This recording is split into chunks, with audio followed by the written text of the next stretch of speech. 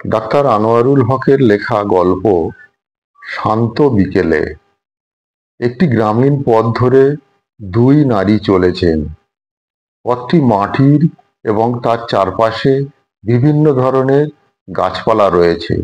পাম গাছ এবং অন্যান্য সবুজ গাছের পাতা পথকে ছায়াময় করে তুলেছে।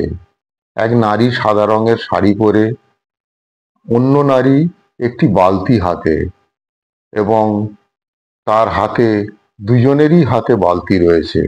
আর এক নারী, অর্থাৎ দ্বিতীয় নারী, গোলাপি রঙের পোশাক পরিহিতা, তার হাতেও একটি বালতি আছে। দেখে মনে হচ্ছে তারা দুজনেই কোনো কাজের উদ্দেশ্যে বেরিয়েছেন। গল্পের শুরু হয় এক গ্রামের শান্ত বিকেলে। রেনু এবং মাধবী, গ্রামের দুই মেয়ে, মাটির পথ ধরে হাঁটছেন। রেনু তার ছোট্ট বাড়ি থেকে জল আনতে বের হয়েছেন, আর মাধবী পাশের গ্রাম থেকে আসছেন তার আত্মীয়দের বাড়িতে। দুই মেয়ের মধ্যে সহজেই বন্ধুত্ব গড়ে ওঠে। তারা গল্প করতে করতে হাঁটতে থাকে। রেনু গল্প করতে করতে তার জীবনের ছোটখাটো সুখের কথা বলে, আর মাধবী শোনায় তার শহরের গল্প।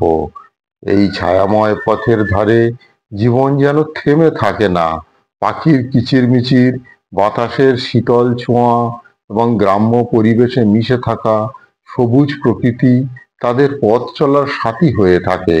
রেনু এবং মাধবীর বন্ধুত্বের গল্পটি এই শান্ত গ্রামের মাটি এবং পরিবেশের সাথে একত্রিত হয়ে যায়, যেন তারা এখানে অজানা কোনো সুরের কথা বলছে।